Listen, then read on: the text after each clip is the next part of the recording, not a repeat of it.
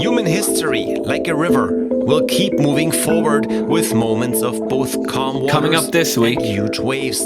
We have before us the opportunity to forge a new world order. The problem with modern days unipolarity is precisely like that. The West is leading Ukraine down the primrose path. We don't have enough tanks, we don't have enough vessels, we don't have enough planes. To bring chip productions here to the US. This is Multipolarity, charting the rise of the new multipolar world order. Coming up this week, the three C's. For much of Eastern European history, that's meant chaos, conflict, and conquest. These days, it's a new initiative to link the Adriatic, the Baltic, and the Black Seas, and it's just added Greece as its 13th member. So is it a genetic freak of good intentions that will die naturally? Or is it the start of something altogether more toothy, a new kind of US dominance in Eastern Europe? The IRA is pumping money into the US economy. Meanwhile, over at the Fed, Jerome Powell is tightening the screws. It seems like fiscal and monetary policy in America are operating at cross purposes. So is this macroeconomic black magic designed to cast a love spell over the US electorate? And now, the Saudis have announced that they want to take oil back up to $100 a barrel. Is their proposed spike a counterspell to blast Biden out of the Beltway? But first, Sea to shining sea. This week has been the Three Seas conference. That's not sea as in the letter C, but sea as in the smaller version of an ocean. The Three Seas Initiative is holding its conference, and it has admitted Greece as a new member. Recently, we've spoke about the BRICS and their expansion. Well, the Three Seas Initiative is also expanding. Greece is a new member, and Ukraine and Moldova are coming on board as associated nations. I think this is interesting because I get the feeling that very few people will have heard of the Three Seas Initiative, what it is, who's a member. So I think we should cover that first, and to really understand it and where it sits in the world and why we want to speak about it on Multipolarity, we'll have to go into a little bit of history as well. So what the Three Seas Initiative is, it's a forum of Central and Eastern European nations that connect the Baltic Sea, the Black Sea, and the Adriatic Sea. So you've got Romania, Croatia, Hungary, Czech Republic, Slovakia, Poland, the Baltic nations as well. And their hope is to provide a forum for increased regional diplomatic and economic cooperation, but crucially also to try to generate investment, external investment and investment from themselves to construct logistics links and general economic links on a north to south axis between the Adriatic, the Black Seas and the Baltic Sea. And to understand why they want to do this, why Poland is the leading, the driving force behind this Three Seas Initiative, what we need to do is we need to do a little bit of history. Now, in the 16th and 18th centuries, Poland was at the center of a vast Eastern European empire called the Polish-Lithuanian Commonwealth. Many of our listeners will have heard of that, but it really did cover a huge swathe on the eastern approaches of Europe. Pretty much all of modern-day Poland, big chunk of modern-day Ukraine, the kind of the western part, right down really to the Balkans, and as far east as Smolensk on the far west of modern-day Russia. So it was really a very large empire indeed. But starting from the late 18th century with the 1772 first partition of Poland, the Polish-Lithuanian Commonwealth collapsed, and Poland really ceased to exist as a sovereign nation state from the late 18th century, as Poland was, or the former territories of the Polish Empire, so to speak, was divided between the Russian Empire, the Prussian Empire, and the Austria-Hungary Empire. And that really continued. Poland ceased to exist really as an independent sovereign state until the end of the First World War. So that's a kind of long time. It's kind of 1918, 1919. And then Poland was reconstituted as an independent state. But as many listeners will know, one of the problems with the Versailles settlement after the First World War was that really these new nations, I say new nations, but the nations created after that, like Poland, like Czechoslovakia, they weren't really economically or militarily strong enough to be truly sovereign and to have true freedom of maneuver, sandwiched as they were between the two 800-pound gorillas traditionally in Europe, which was Germany and Russia, or as it was then, the Soviet Union. And of course, very quickly, all of those countries lost essentially their independence, first to Nazi Germany and then to Stalinist Russia. And it was only really after the collapse of the Soviet Union that these nations regained their full independence.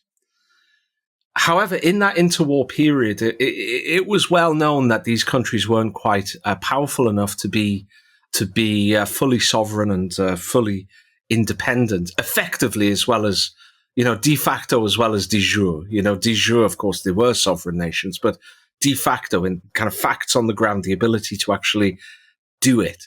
It was well known that they weren't quite strong enough. An idea to essentially reconstitute the Polish-Lithuanian Commonwealth on more modern terms was put forth in the interwar years. And in 1922, a Polish statesman called Pilsudski, I hope I've pronounced that correctly, Józef Pilsudski, came up with this idea of the intermarium. And if you can imagine, it was very similar to the Polish-Lithuanian Commonwealth in scale. And the idea is that by forming a new kind of Polish-Lithuanian Commonwealth called the intermarium, these countries would lose their sovereignty and independence, but they would finally have the kind of the mass, the economic, the population, and the military mass to stand up to both Germany and Russia. And if one looks at the map of the Three Seas Initiative, it's pretty much exactly the Polish-Lithuanian Commonwealth and the intermarium. And I think it's been driven by Poland, really, because they understand that, like a lot of countries in Eastern Europe, they've had a much harder time establishing themselves and maintaining themselves as a nation than perhaps we Anglo-Saxons would appreciate. Britain is surrounded, of course, by the seas. It's separated from continental Europe by the seas. It's always been quite powerful. And for, a good 1,000 or almost as many as 2,000 years, it's been an independent sovereign nation. The same with the US. It's really away from any potential dangers. It's protected by two vast oceans. Whereas in Eastern Europe, that's not the case. And these countries have a very keen sense of the precarious nature of their position on this broad, open, flat land, especially Poland, with its history of ceasing to exist not once but twice, and also sitting between Germany and Russia, traditionally the two most powerful nations in Europe. So what is the Three Seas Initiative? As I said earlier on, it's really an effort for these countries to not join together in terms of sovereignty, but to come together to be able to discuss ways that they can further integrate. It started in 2016. People note only a year or two after the Russian annexation of Crimea. And the idea was to start to create more north-south linkages, where traditionally linkages in Europe have been east to west. So the idea was to do things like build gas pipelines that would go north to south instead of east and west. The same with oil pipelines, build electricity interconnectors to link these countries together rather than going east to west as well. But also to create logistics hubs and logistics routes to build ports, rail lines, motorways, new stations, new interconnectors that would allow them to link the Baltic, the Black, and the Adriatic seas, and to cooperate more and to slowly come together as more of a bloc. So that's what the Three Seas Initiative is. Greece has now joined as well. Philip, you have some opinions on this. What are your thoughts on this? Well, I have some kind of ill-informed opinions, I suppose. I didn't know much about the Three Seas initiative. I'd heard of it because I'd been in Central Europe before, but I didn't actually know really much about it. So I suppose I can kind of tell you the economics of it from a kind of a zoomed out point of view, somebody just approaching it. Well, the first thing is the size, right? It makes up about 14%. So the countries that are currently in it make up about 14%. Maybe it's 15 with Greece or 16, but 14, 15, 16% of European Union GDP. They make up, though, about 25% of the population. But ultimately, if you assume that these countries are going to grow very rapidly in the future, which is the baseline assumption for Central and Eastern Europe, I have no objection to assuming that, although we'll see. It's speculative. If you assume that they're going to grow up to Western European standards with 25% of the population, logically, they'll become about 25% of European Union GDP. So that's really as big as they can get in and of themselves. So as in terms of world GDP, they're currently sitting at about 2% of world GDP. And if, by 2030, they grow into up to Western European living standards, we're probably talking about 3.5% of world GDP. So the first thing to note is this is not a big economic bloc. It's not the EU. It's not the United States. It's not China. That's the reality of it. It's not huge. So then the next step in it is, what is this supposed to do? Now, as you say, from the information I looked up, it looks like what you're saying. It's about building infrastructure projects. Okay, well, the EU does that currently. That's kind of the EU's role. The EU has a time-tested track record of doing that. You can go to a country like Ireland and see very impressive EU investment there in the buses and the trains and so on. So the EU can do this. And so they're saying, okay, well, we're going to raise the capital and we're going to do this. Okay, so is that possible? Yes, but it sounds like it's going to step on the EU toes. And when I was looking into this, I did come across a Euronews headline, which is, for people who don't know, Euronews, it's a pretty good news source, but it's very pro-EU. You can probably tell from the name. And the headline on this from 2020 was, "Is the Three Seas Initiative an American-funded alternative to the EU?" So a little bit of a spiky headline there, a little bit of a leading question. You can probably tells you what the EU think of this. So if the Three Seas Initiative are going to get involved in infrastructure programs, that may be good for the countries involved. It's always good to have infrastructure rather than not having infrastructure. But it seems to me that they're going to run into conflict with the EU because they'll effectively be poaching on their preserve. And if you know anything about bureaucrats in, investment banks or whatever, it's kind of they're like mobsters. It's kind of territorial with them. So that's immediately striking. But the second broader point is, what is it really supposed to be? I mean, if you look at the Polish-Lithuanian Commonwealth idea or the intermarium idea, this was a military thing, right? This was being talked about after World War I. It was in the interwar years. It was thought of in military terms. And when you're thinking in military terms, you're thinking in terms of geography. That's the way your entire mind is geared. You're thinking in terms of supply lines, energy, as you say, electrical grids, all these kind of things. You're thinking about military strength, and then you're thinking about where that military strength and block is placed. But I'm not convinced that's the world we live in. I know we have a war in Ukraine, and maybe we'll talk about that in a moment, but I don't think that's fundamentally the world we live in anymore. I think post the nuclear bomb, effectively, the world we live in is one in terms of economic power. And if this aspires to being a loose-knit group that try and agree on projects that run through them, now I'm not clear why they can't do that through the EU, but for whatever reason that they don't do it through the EU, if that's all it is, okay, we're going to agree on rail lines and electrification and all that. Sure, go for it. But that's pretty limited. Now, if it aspires to being some sort of economic bloc, the numbers aren't that convincing. It's not really big enough, so far as I can tell. So it's a little bit of a riddle wrapped in an enigma, wrapped in a question mark, or whatever that phrase is. I can't wrap my hands around it very solidly. It's kind of metaphorically based on an interwar idea that was perhaps created for a time when nuclear weapons didn't exist. I don't know. Maybe you can explain it to me. I'm not that familiar with the project. So that's my overall kind of macro sense of it. Yeah, I think the important thing to understand with this is it's very much a geopolitical beast.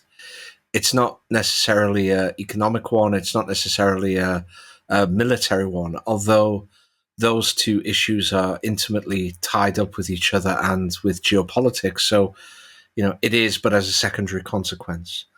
The point of this is that countries in Eastern Europe have traditionally faced this choice of being subsumed into empires to the west, either the Habsburg / Austria-Hungary or the German Empire, or subsumed into empires from the east, the Russian Empire primarily.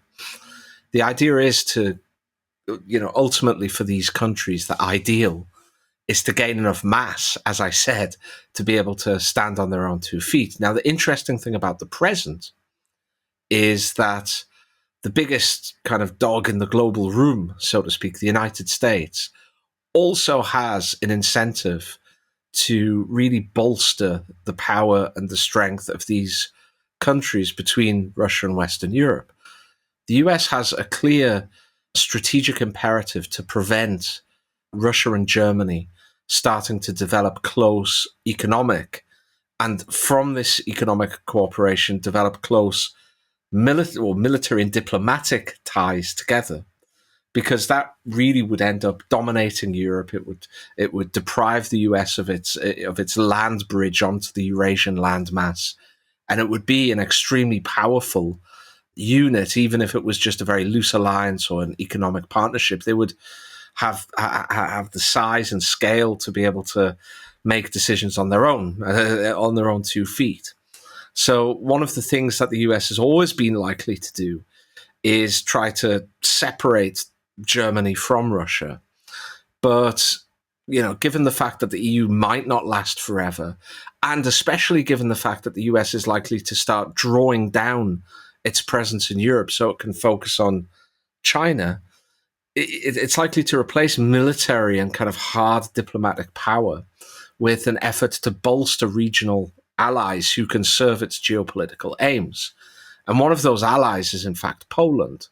So what sort of support is likely to help? Well, financial support to help Poland develop, financial support to help Poland develop links that don't involve either Germany or especially Russia, and also military help, military equipment, technology transfer, all of the things that the US has traditionally done, and in fact Britain did before the US as an offshore balancing power. And indeed, the US is really quite in favor of the 3 Seas initiative. It hasn't started pumping huge quantities of money in yet. A few years ago, the US International Development Finance Corporation threw $300 million at the project. Now, to you and I and probably our listeners, $300 million is a huge amount. 1% of that would be a huge amount. But in terms of infrastructure, it's no big deal. If it was 300 billion, then yes, that would be a big deal. But it's a start. And I think it shows that the US is interested in this. And I think the US would like to see Poland strengthen its position because it's inimicably opposed to Russia. It would provide at least some sort of bulwark against Russian influence, a bulwark against the reemergence of Russo-German cooperation. And I think for that reason, the US likes it. Obviously, Poland likes it as well, because if something like the 3 Seas initiative can take off, it provides a kind of a hedge against any weakening of the EU. And we know that, the EU centre in Brussels and Poland, Hungary, and a few other Eastern European countries have found themselves increasingly in conflict with each other in recent years. So it's perhaps a hedge against that. But also, if it can take off, of course, Poland would be by far the most powerful country of this grouping. With the best will in the world, Poland is a bigger and more powerful country than Estonia, than Romania, than Croatia. So essentially, it would be the leader of a kind of a postmodern empire, if you like. Of course, it wouldn't be an empire in the same way that the EU is not an empire. But ultimately, it would give Poland a lot of power, and it would serve a lot of Poland's geopolitical purposes if this sort of thing can take off. And as you say, a lot depends on the regional development. If these economies can continue their current pace of growth, which has been faster than the West as they catch up.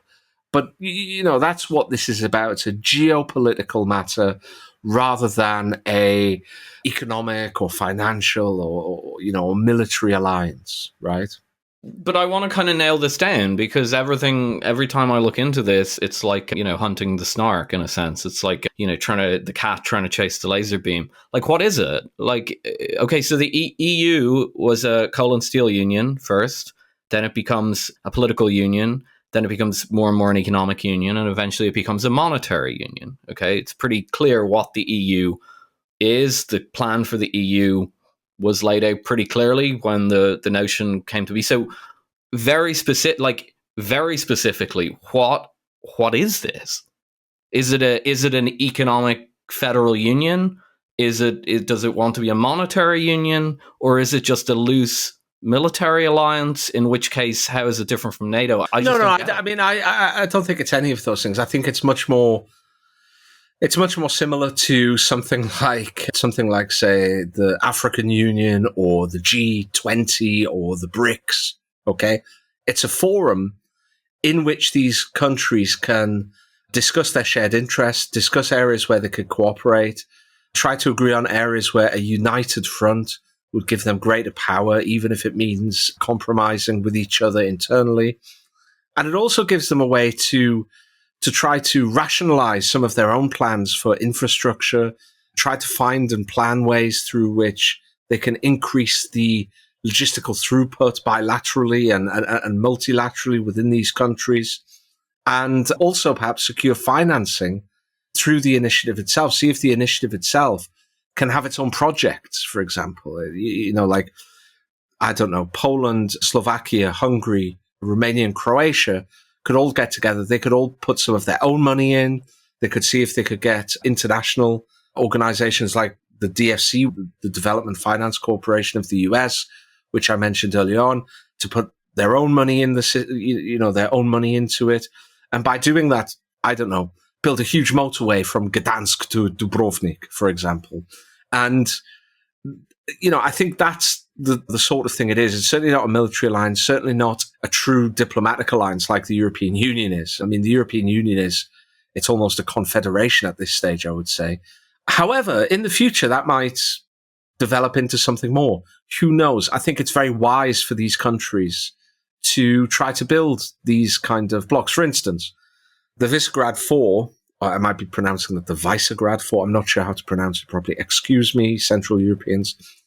The Visegrad 4 countries, what they try to do is, by coming together within the European Union, give themselves more of a voice on the European Council, because as smaller countries, both economically and in terms of population, they don't have the individual voting rights. And they do have quite unique and different perspective on politics, on culture, on social issues, certainly, to the Western European countries. And by doing that, they come together. But what is Visegrad? Well, it's kind of nothing really. Maybe it's a talking shop, maybe it's a united front for the European Council. But I think it's sensible for these countries to build these relations, because we don't know what's going to happen in 10 years, let alone 30. And I certainly think it makes sense geopolitically from their point of view to try to build more north-south corridors to allow themselves to integrate more with each other, rather than being kind of, in America, you have the flyover states when, people go from LA to New York, or the East Coast to the West Coast, the elites, so to speak. I don't think these countries want to continue just being the kind of the transit states, like states that gas has to go through from, the vast Siberian resources to the European powerhouse of manufacturing in Germany, right? It's like, they want their own linkages. They want their own economic growth and development. They don't want to just be transit nations. So, I think it makes sense, but like you and I have said with BRICS, Philip, let's not try to make it into something. It's not a couple of weeks ago, a week ago, we said, look, don't try to make BRICS into this like vast and comprehensive anti-Western alliance. No, it's not. And nor is the 3 Seas initiative a kind of a Eastern European NATO. No, it's not. Nor is it an Eastern European EU. No, it's not. Nor is it a kind of an alliance or a kind of a post-modern empire. No, it's not. But who knows in 50 years? Who knows in 30 years? Well, hang on a moment. Okay, so I'll accept that this is something resembling BRICS, okay? So the Visegrad Group makes a lot of sense to me because it's a political talking shop, if you want to call it that. But basically, the idea is to exercise power in a bloc formation in the EU Parliament. That makes a lot of sense to me. If you're like-minded countries or you're in a certain region and you say, well, we're smaller countries, Germany's big or France is big, we'll have this little talking shop and we'll get together and try and influence through the quasi-democratic process in the EU, parts of EU legislation and so on. That makes a lot of sense to me. This doesn't, because this is an either-or situation. And in that sense, it's very like the BRICS. You're correct. I don't believe, and I don't think you believe, that the BRICS is an explicitly anti-Western alliance. But it is an alliance which is poaching on the preserve of the Bretton Woods system. And that's why it's so interesting. The BRICS is saying, with its BRICS Bank and everything like that, we don't want that. We don't want the IMF World Bank system anymore. We don't want the Bretton Woods system anymore. We're doing our own thing. And if you guys want to interact with us, that's fine. And if you want to create a new Cold War, we're good for that too. Okay, so that's a very clear line of demarcation where you're saying we are breaking off from the post-war institutions, not fully, but largely, and it is seen as a challenge by those institutions. Now, it may work for the BRICS because the BRICS are absolutely huge. We covered on the show, they have all this access to huge amounts of resources, manufacturing, things that are just absolutely central to the global economy. And that's why, in my estimation, it's a potentially credible project. The issue here is that the Three Seas initiative appears to be poaching on the preserves, as BRICS is poaching on the preserves of the IMF and the World Bank. The Three Seas is poaching on the preserves of the European Union institutions, most specifically the European Investment Bank. If this is an investment-led initiative where it's let's build this pipeline, let's build this train, the EU Investment Bank isn't going to like that. And the EU Investment Bank is absolutely huge. I looked up the total subscribed capital to the EU Investment Bank. It's nearly 250 trillion euro. It's an enormous operation. And if you go anywhere in Europe, you'll see stuff, buses, roads, sponsored by the EU. They have the flag everywhere. They're very, very insistent on promoting it. And the European investment funds are particularly important to developing countries. I remember when I grew up in Ireland, Ireland was close to being a developing country in the late 80s. It had developed a little bit in the 1990s, and the EU funds, you could just see them come into the country, building roads, building buses, and so on. And if you set up an alternative to the European institutions will view that as a threat, because bureaucrats and so on always view it as a threat. And what they will say, would be my guess, is if you guys want to pull together your capital outside of the collective pool in the EU and invest in roads and bridges, that's up to you. Don't expect that you're getting any money from us. Well, yeah, I mean, the EU might say something like that, but I kind of disagree to a certain degree here because, look, Eastern European nations, we have seen increasingly over the last 5 years or so, or so even 10 years, that Eastern European countries have been led by really Hungary and Poland, have been at loggerheads with the European centre based in Brussels. But, I think with the support of the Germans, the Italians, the Spanish and the French on a lot of issues, and especially social issues. Like the progressive liberalism that seems to be non-negotiable in Western Europe and is increasingly laid down in law is just anathema to the Polish way of thinking of things. What do I mean? I mean on issues like abortion, gay rights, on a whole range of things for homosexual people. I mean on things like views of traditional families. All of these sort of things, the Eastern Europeans are significantly to the right or to the conservative end of the spectrum than their Western European allies. And we've seen this manifest itself in a whole range of ways, whether it be Poland's effort to break a liberal domination of the court system, is that fair? Or whether it be Viktor Orban's extremely effective efforts to remove the liberal dominance in places like, universities and the courts and the media, etc. And the EU really don't like this at all. Okay. But here's the thing. Not only do they have their own, these countries have their own views on social issues, which I think is more for something like the Visegrad 4 countries. They've also got their own geopolitical issues as well, which don't necessarily match up with the EU. You know, especially Germany. Really, what Germany would like is a quiescent Central and Eastern Europe, okay, a becalmed Central and Eastern Europe, so it can get on with the task of turning incredibly cheap, relatively proximate Russian natural resources, whether that be oil, gas, coal, whether it be metals, whether it be minerals, whether it be timber, whatever, into high value added goods. And the Russians would like the same. They would like to get on with the process of converting their vast bounty of natural resources into cold hard cash, and a lot of it, so they can in turn develop partially by buying very high quality German goods, okay, and using those to develop. And if the EU really, as I've heard said many times, and I think it's really fair to say to a certain degree, is German foreign policy by other means, that kind of leaves countries like Poland out in the cold. That kind of leaves them away. That, like, they really have a completely different geopolitical imperative. They want to be away from Russia and kind of to a certain degree away from Germany as well. They want to avoid being dominated by both.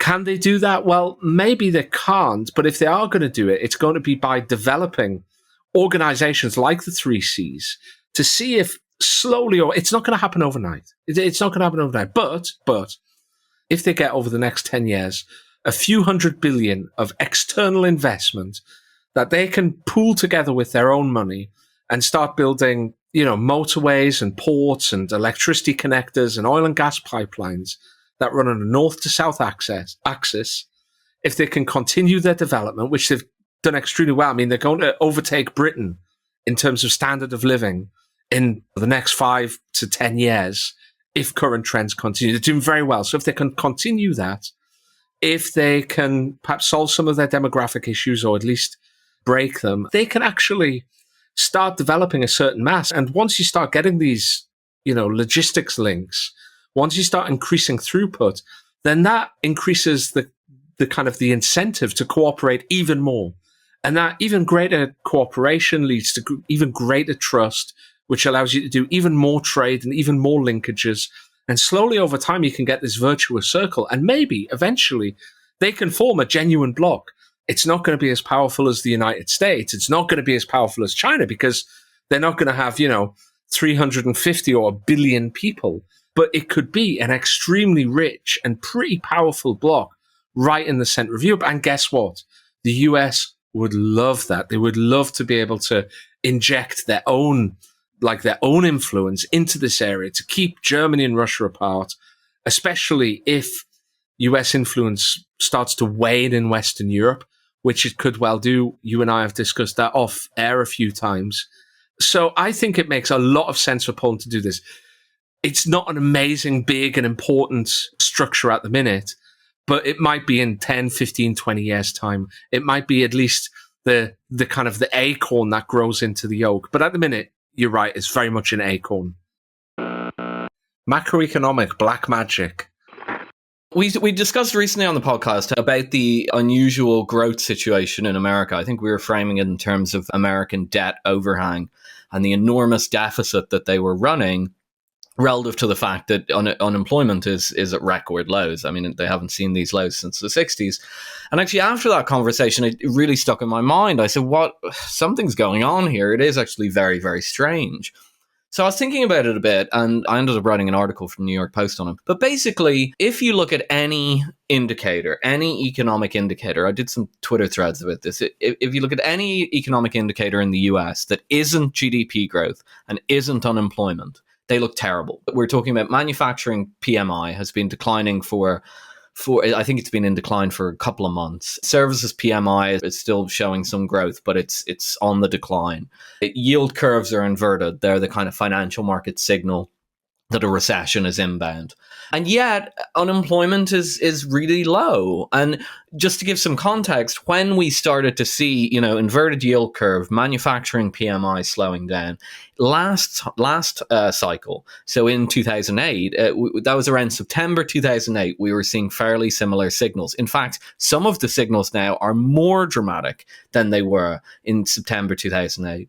And in September 2008, the unemployment rate was rising. It was already at 6.1%, which, while it's not very high in Europe, that's extremely high in America. Full employment in America is 4.2, 4.3%. Right now, we have like 3.8%. So as we said, crazy low unemployment. So the question is, why is it that everything is screaming recession except the two most important numbers, which are GDP growth and unemployment?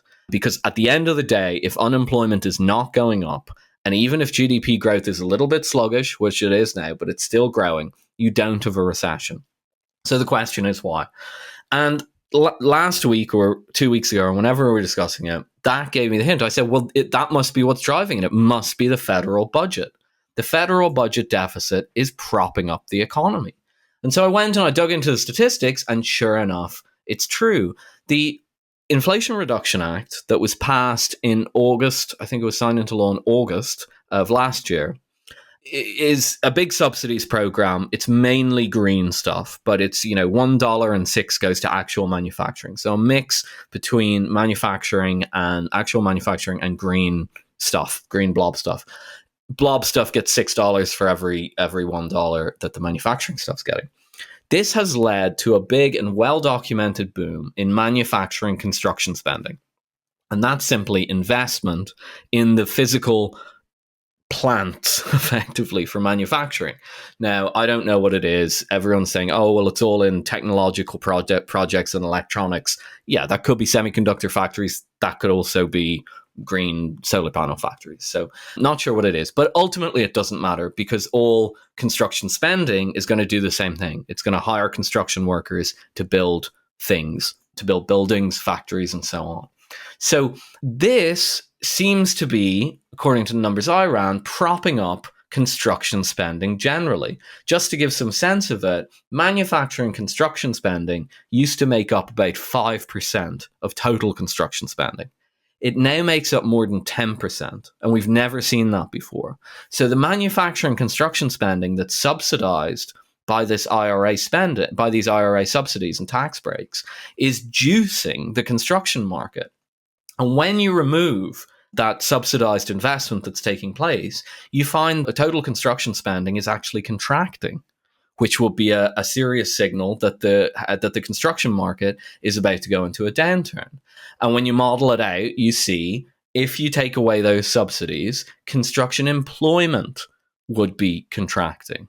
Now, look, all the ones we talked about, the yield curve, the manufacturing PMI, services PMI, and so on, these are really good forward indicators of recessions. That's what they call them in economics and financial markets. Ones that give you a sense that a recession may be on the way when the immediate data isn't telling you that.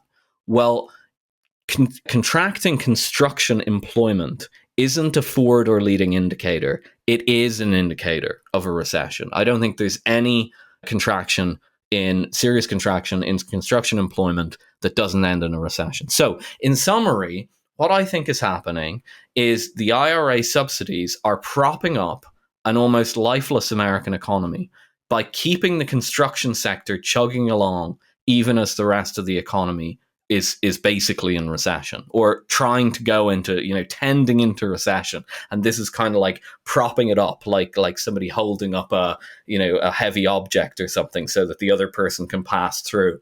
Now, the really interesting thing, and we can get into it shortly, is what this means for the election. Because I think that the IRA could have been in part planned to be passed into law this time last year, or August last year, and then you get two years of juice out of the subsidies and investment, and it could be propping up the American economy going into the 2024 election. Yeah, I was very happy to read your article in the New York Post, because I think I'd sent you a message earlier in the week saying, like, Is this normal, Philip? Like, I'm on Twitter and I read a lot of econ Twitter posts, or x.com posts, I suppose we should say now. And for months and months, not just recently, but like 6 months going on a year, I've been seeing the Federal Reserve increasing interest rates. That's always a sign that a recession is going to come, because they increase interest rates until the economy rolls over and crushes inflation, essentially. The Treasury bond yield curve inverting, home prices starting to fall, mortgage rates starting to go up. As you said, like manufacturing, services, PMIs falling. All of these things, I kept seeing these things constantly, thinking, well, when's the recession going to come? The economy keeps growing. Like, why is it? And I think you might have struck on it. Like, it seems to me that it's good old-fashioned pump priming, essentially.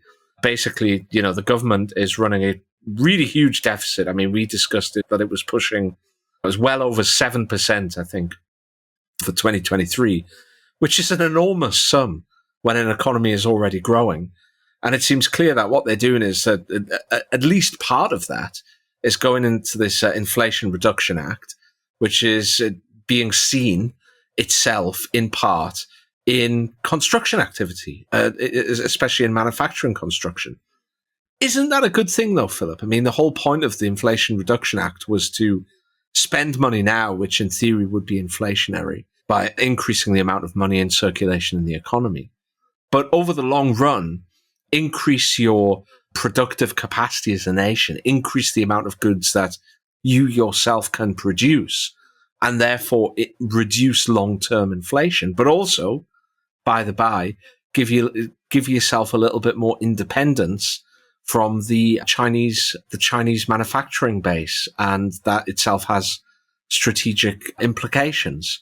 And, hopefully at the same time, bring back some of those well-paying, pretty secure, blue-collar American jobs that were lost, in my view, so foolishly from, 1985 to 2015, that kind of, 20, 30-year period. I mean, isn't this a good thing? I think it's pretty hard to argue against industrial policy. We don't know the mix of the investment that's taking place. When you look at the manufacturing construction that's taking place, it's kind of broken down into kind of these industry groups, which are so vague, they don't really tell you much. As I said, it was the stuff that's taking place is in the kind of electronics, etc., basket, but that could be a solar panel or it could be a microchip. I don't know. I did see some anecdotal evidence of chip manufacturing plants going up. Can't be a bad thing, right? The one question I'd raise, look, I'm more so highlighting it from the point of view of there's something kind of a little funny going on with macroeconomic policy in the US. Generally speaking, the central bank and the government are supposed to be working hand in glove. But what the Biden administration is actually doing is it's working against central bank policy. The fiscal policy and the monetary policy are doing two different things. And I guarantee you, if the politics were different, shall we say, in America, everybody will be pointing this out. This is bad macroeconomic management, et cetera, et cetera. And no one's calling it out. So it's just interesting in that sense. Now, am I a huge proponent of mainstream economic policy? No, not really. So, I'm not terribly bothered by this. The inflation's coming down anyway. I've always thought that the fiscal and monetary having to work in sync to defeat the bad inflation monster was always a little bit over-exaggerated. I think the inflationary potential of fiscal policy is exaggerated. But ultimately, we don't really know the quality of the investments. From a purely kind of playing into the mainstream paradigm point of view, the central bank and the government are working at cross purposes and it's not being commented on. That's kind of interesting.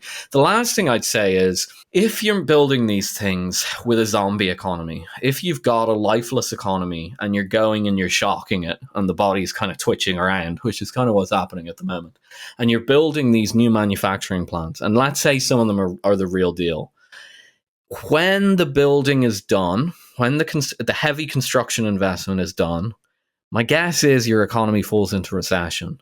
Now, it's not great to start a business at the beginning of a recession, right?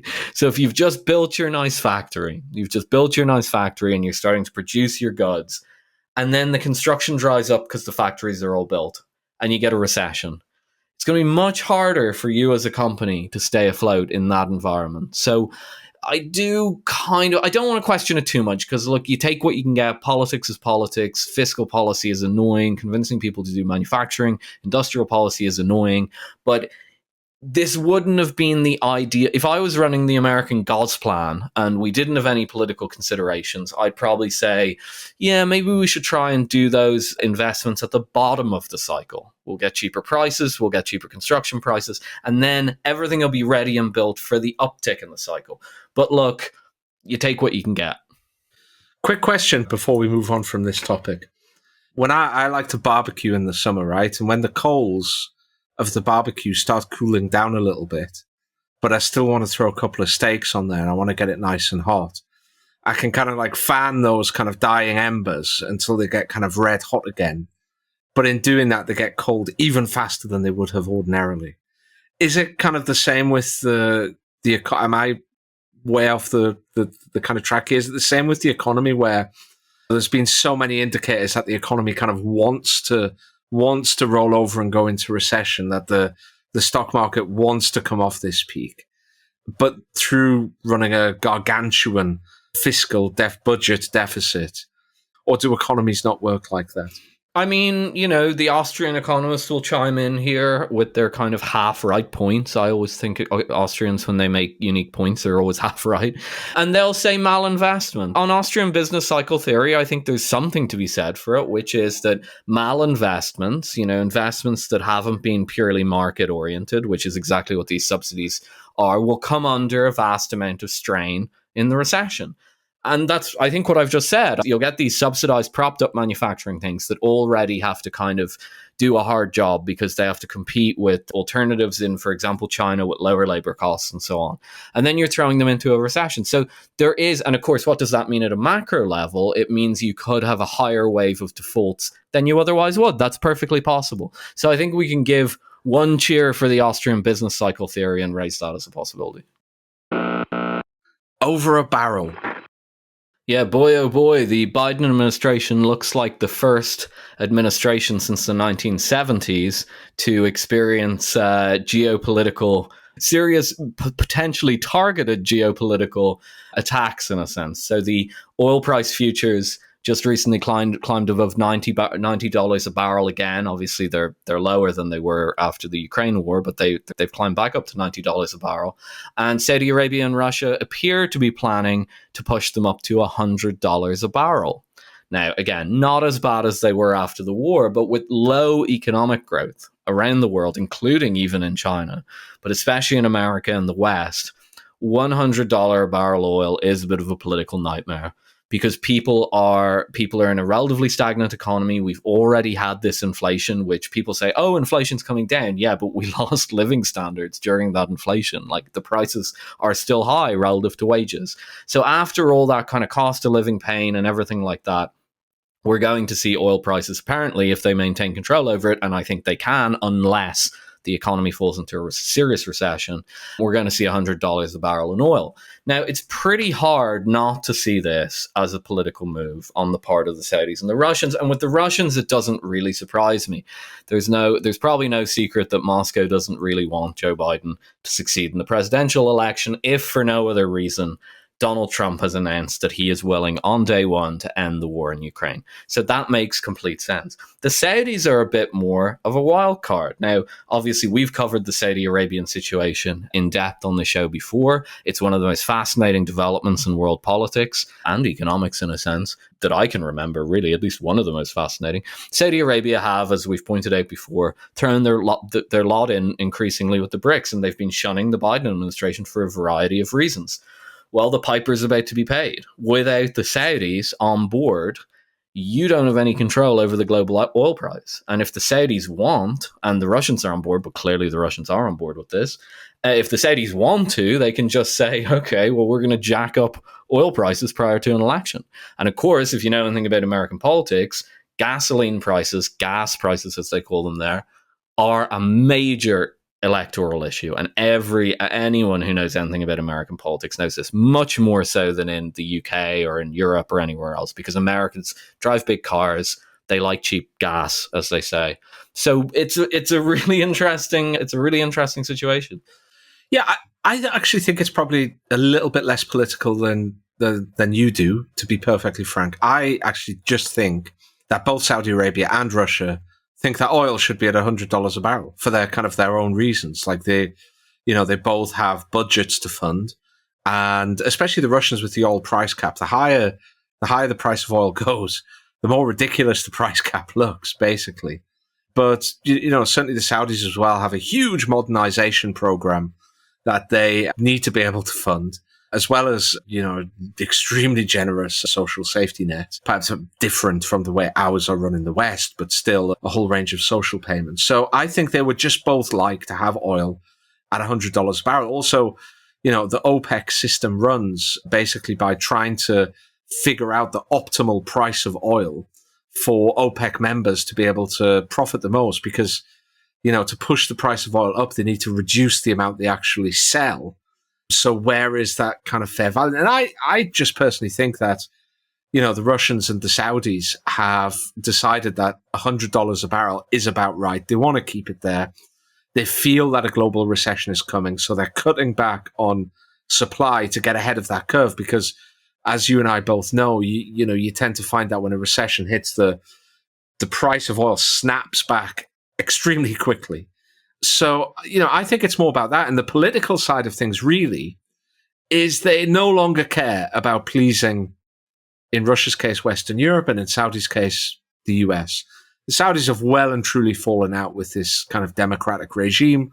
That's very obvious. The Russians have clearly fallen out with Western Europe, so they no longer care. They no longer have any other considerations but their own, and they think that $100 a barrel would be fairly reasonable. I think the big news that everybody seems to be missing on this, I haven't read this point made anywhere in the media at all, is the fact that this isn't an OPEC cut. It's not an OPEC plus cut. It's Riyadh and Moscow working bilaterally together, independently of OPEC, essentially to set the price of oil together. They have made an agreement together. They don't need OPEC. They don't need anybody else. They're just working bilaterally, and they're essentially dictating the global price of oil. They've both agreed to voluntarily cut back on the amount of oil that they're pumping to raise the overall price. I think that's the big story, the cooperation between Riyadh and Moscow to essentially dictate the oil market globally. And I don't see anybody making that point. Okay, so first of all, I don't think what we're saying is mutually exclusive. I think you're absolutely right. They want $100 oil prices. Russia, because they want to firm up their fiscal situation, although the reports of that have been greatly exaggerated. And Saudi Arabia, I'm not sure what they're doing. I'm sure they always just want high oil prices for their investment funds and so on. But generally speaking, I think of it like usually OPEC, and we'll get back to your point on, which is very good, on Moscow and Riyadh in a minute, but usually OPEC kind of, as you say, they have a fundamental setting of the price that they want to do that's based on purely economic considerations. And then there's a political layer on top of that. But the political layer often overcomes the economic fundamentals. I mean, the political layer just sometimes trumps it, like when Saudi Arabia may or may not have driven down the oil price in the run up to Obama's re-election. I mean, that was the thing. And there's various ways that can happen. You don't know. There could be a deal. There could be, just an implicit kind of like, we need to get the Americans on side for X, Y, and Z. So the politics can sometimes override the economics, and that's just clearly not the case anymore. And I think that's a huge development. On the second point of the Moscow-Riyadh thing, that's what makes me suspicious that the politics here might be a little bit more intense. As you say, I mean, we've already said about Moscow, Trump said he'll end the Ukraine war. I mean, that's obvious. And as you've said, Riyadh has completely fallen out with the Democrats. I don't know if relations would be any better under Trump or under whoever turns out to be the GOP nominee. I don't know. I think some of the rifts there have been worse. But I wouldn't be surprised if the Saudis are thinking, well, we might as well give someone else a shot because this has been pretty horrible. The last thing I'd just try and highlight is the response to this that we've seen in America. It's a bit odd, to be honest. I saw this quote from an analyst in DC in the Financial Times report on it. And it says, quote, "The Saudis don't have a lot of friends in Washington right now. there's absolutely the risk that they start to become Exhibit A if Washington wants to blame someone for high pump prices or a slowing economy again. End quote. Sorry, what? So they're going to jack the prices. Riyadh's going to jack the price. Yeah, we get that. They've said they're going to do it. It's going to become an electoral issue. Yep, as we've just said. And then Biden's going to turn around and go up on a podium and go, this is Saudi Arabia's fault. Like, what? Who cares? Voters don't care. They're going to be like, you're in charge. Do your job. Like, that's how Americans view the energy situation. They view, whether they're right or wrong about it, they view the government, the administration in charge, as having influence over energy prices. And the reason they think that is because various administrations make that promise, whether it's by drill, baby, drill, and energy independence and so on, or whether it's by diplomatic negotiations to drive the oil price down on the global markets. Either way, Joe Public in America thinks that energy prices are the remit of the government. Sorry, if Biden turns around the podium and goes, I'm sorry, it's Saudi Arabia's fault, we've fallen out with them, people are just going to go, laugh, okay? And so I can't believe that anyone in DC doesn't understand that. And so I just think that I really get the sense from all the news reports and everything I read on the US-Saudi relationship that it just hasn't, it's sunk in, I'm sure, with really smart people who are a specialist in it, and that's their remit. I'm sure they understand this breakdown in relations is really bad for us. But I don't think that's filtered down to the non-specialists in Washington. I just don't get any sense. I don't think that the current US president can't see into his mind, but I don't think he understood 6 months ago that there might be a major problem with the electoral cycle from this fallout in Saudi relations. But I mean, will the penny drop at some point, or will we continue to kind of get this, as the kids say, cope? I don't know. Yeah, I agree 100% with that. As you said earlier on, if you take the kind of political veneer off, i.e. the influence of the West, then OPEC is left literally with its own self-interest. There's no longer any way to push them or nudge them one way or the other. If you break off ties, then, well, it's what's good for me. Why should I set up my economy? Why should I price my major source of income, to benefit, your re-election campaign? Well, if we're friends and I get other stuff besides, then maybe as the most powerful member of OPEC, I can kind of nudge OPEC in one direction. Maybe as the swing oil producer, I can help you out because it's the kind of the midterm elections or whatever. But now that we're not friends, now that I don't get anything, now that I get kind of harangued, now that I'm buddying up with China, now that China is my major trading partner for oil, your re-election campaign is none of my concern. Your economy is none of my concern. The well-being of your people is none of my concern. And we might be moving away from oil. We might be moving towards the green energy revolution. But for now, oil is still really important. And let me say, if it's $100 a barrel, if they can manage to keep it high, maybe not $100 a barrel, but fairly high into a recession, it will be incredibly painful. I don't think they're doing it deliberately to inflict pain. I just don't think they care anymore. I don't, it's like trying to change North Korea's behavior because, you might sanction them. Well, you've done all the sanctions you can possibly do. You've isolated them to the extent that they possibly can.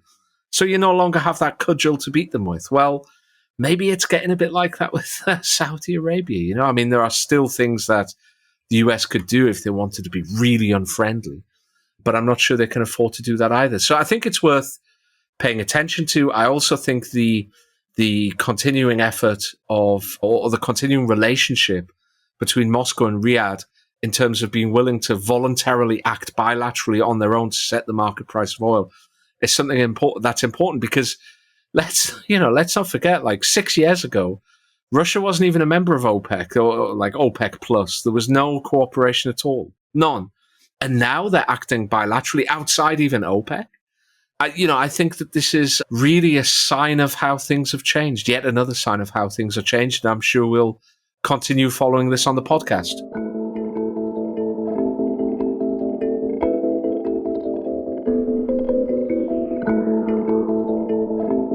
Greetings, Zog. yeah, well, this is what they say, communists, great at subversion, etc., etc.